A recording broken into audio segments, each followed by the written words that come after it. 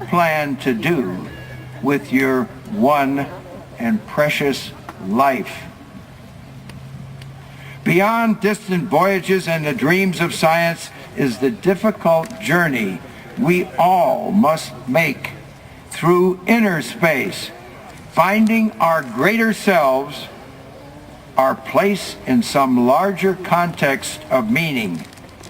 That journey now seems to have become as arduous as the moonshot itself.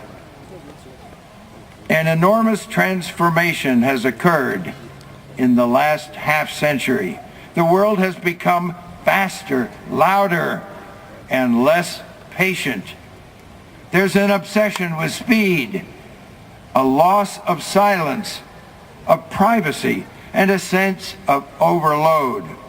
While the rate of information becomes indigestible, the virtual world of television, computers, and iPhones too often substitutes for real experience. There's a mounting compulsion to consume material things, a sense of urgency, a vague fear of not keeping up with the world. What gets lost in all this is something of our inner selves, that part of us that imagines, that dreams, that explores, that is constantly questioning who we are and what is important to us. That part of us that's aware of the choices we have. Pollution of the soul is no less perilous than pollution of the earth. Perhaps this best and worst of times foreshadows some fork in the road. But my belief is that humanity as a whole has the inherent wisdom to choose life. Again and again we abide calamity, gather the pieces, and set out once more on our unyielding journey, an imperfect people of irrepressible spirit, of mathematics and music, of love and wonder, who dare to dream of reaching the stars.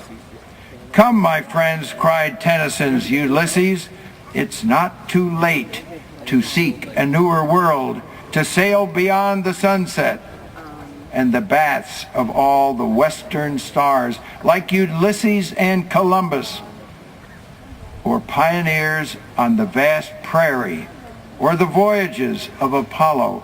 May you each have the courage to risk the abyss, to set sail for the edge, and find instead new worlds beyond imagination.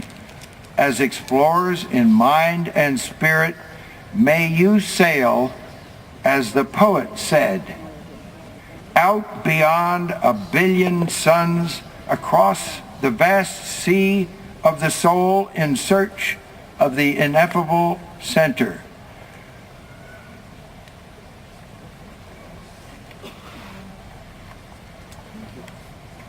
I knew I would get lost. Oh, well, you got a novel to read. No, it's okay. One last page. One page. Yay.